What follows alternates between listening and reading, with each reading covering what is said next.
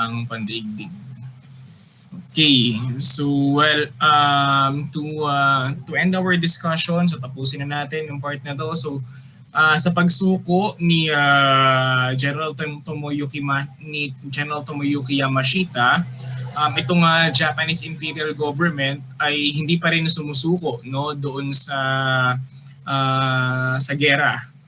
No, so kaya umabot sa punto na kinailangang bombahin ng United States at ng Allied Forces ang dalawang city sa Japan, no, yung nakilala na lahat bilang Hiroshima at Nagasaki.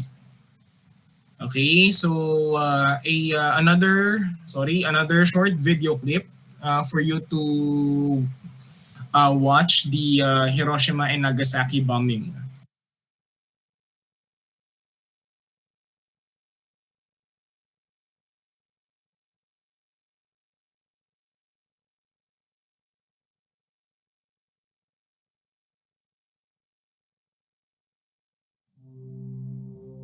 The world's first operational atomic bomb was dropped above the Japanese city of Hiroshima at 8:15 on the morning of the 6th of August 1945. It was carried to its target by the United States Army Air Force B-29 bomber Enola Gay, flying from the American air base on the Pacific island of Tinian. Nicknamed Little Boy, the bomb exploded with the equivalent force of over 12 kilotons of TNT. Around 5 square miles of the city was reduced to ashes, with over 60% of the total building stock destroyed. Within 4 days of the blast, some 120,000 civilian inhabitants had died, many of them having been instantly vaporized by the explosion. 3 days later, at around 11 a.m. on the 9th of August, another B-29 bomber from the Tinian Air Base dropped the second operational atomic bomb on the city of Nagasaki. This one was nicknamed Fat Man and had a similar impact to the Hiroshima bomb. Approximately 2.5 square miles of the city were laid waste, and over 70,000 people were killed as an immediate result of the blast. What had led to the fateful decision to deploy these new weapons of mass destruction? So the war in Europe had ended in May 1945 with the death of Adolf Hitler in the Berlin bunker and the subsequent unconditional surrender of Germany and her remaining European allies. This had been made possible by the Normandy landings of June 1944 and the ensuing campaign to push German forces back to the Rhine and beyond.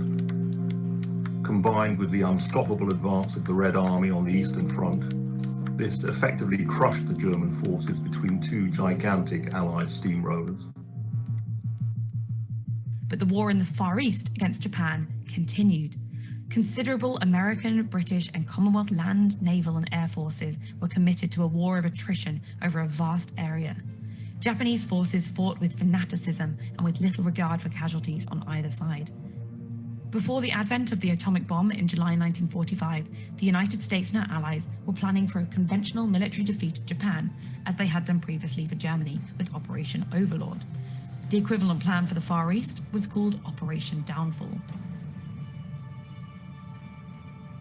Downfall was designed to overrun the Japanese home islands and bring about the desired unconditional surrender. Planners envisaged that their forces would not be ready to begin the operation until November 1945, and they were expecting the whole campaign to last well into the spring of 1946. Had it taken place, Downfall would have been the largest military operation of its kind in history, putting even Overlord into the shade. But likely American and Allied casualties were a major concern for the planners and the American government. It was assumed that Downfall would inevitably cost the invaders very dearly in this regard. Estimates varied widely, worst-case scenarios predicting several million American casualties in dead and wounded. Another key concern was the possible impact on the substantial Allied prisoner of war population in Japanese hands. Some 100,000 Allied personnel were in prisoner of war camps towards the end of the war, and it was feared that in the event of an invasion, they would all be massacred by their captors. Orders issued previously to POW camp commanders seemed to suggest that in the event of an invasion, they would be killed to prevent any possible uprisings. A smaller scale preview of what Downfall might look like was provided by the Battle for Okinawa during April to June 1945. Just over 300 miles from the Japanese mainland, this large island was a vital staging post for any invasion force, particularly as a forward airbase. The Japanese defence was mainly concentrated inland, away from the immediate invasion areas, but the Americans were immediately hit by massed kamikaze attacks, which inflicted heavy casualties amongst the naval forces. And that was even before the Marines and infantry came up against the strongly defended Japanese positions further inland. The projected cost of Operation Downfall, particularly in terms of Allied casualties, as well as the experience of the bloody and bitter fighting for Okinawa, combined to increase the desire for an alternative war-winning strategy. So with what seemed like providential timing, the successful testing of the world's first atomic bomb in the desert of New Mexico on the 16th of July 1945 offered just such a solution. This had been the result of several years of American-led research and development, codenamed the Manhattan Project, partly motivated by the need to respond to Nazi Germany's own wartime atomic bomb project, although this was later known to have been much less further developed than the Americans had assumed. From the outset, Japan had also been a potential target for this new type of bomb, and the Allied leaders now had little hesitation in acting accordingly. The declaration they issued at the conclusion of the Potsdam Conference threatened Japan with prompt and utter destruction if she did not accept unconditional surrender. Her military hardliners blocked any moves in this direction, and the decision to deploy the atomic bomb was made. Hiroshima was selected as the first target, as it was an important economic and military hub that had so far escaped serious air raid damage. When the Japanese surrender was still not forthcoming, Nagasaki became the second target. Even after this second demonstration of catastrophic destructive power, it took almost another week for the Japanese government to finally accept defeat. And this only as a result of an unprecedented intervention by the Emperor Hirohito, who forced his hardliners to bow to the inevitable. So the Second World War was ended, with no further Allied military losses on the battlefield, but at a terrible cost to the Japanese civilian population, and with it the spectre of mutually assured destruction that dominated the Cold War era.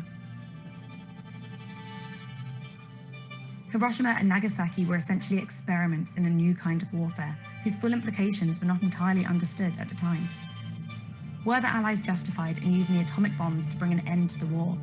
Should they have stuck to the conventional plan as envisaged by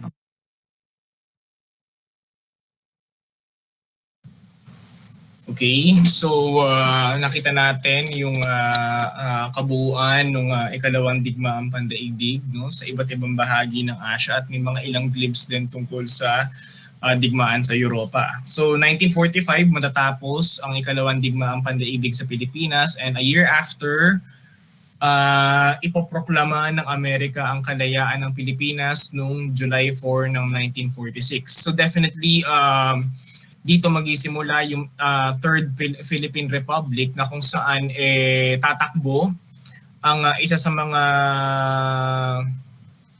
maglalaban, no, yung dalawang kilalang politician nung panahon ng mga Amerikano. Tatakbo silang dalawa bilang Pangulo ng Pilipinas. Maglalaban si Manuel Rojas at saka si Sergio Osmeña sa 1946 elections. Pero dahil nga sa suportado ng Amerika noong mga panahon na yan, si Manuel Rojas, mananalo si Manuel Rojas bilang Pangulo ng Pilipinas. And that will be the start of the Third Philippine Republic. Okay, so puputulin ko na rito yung discussion na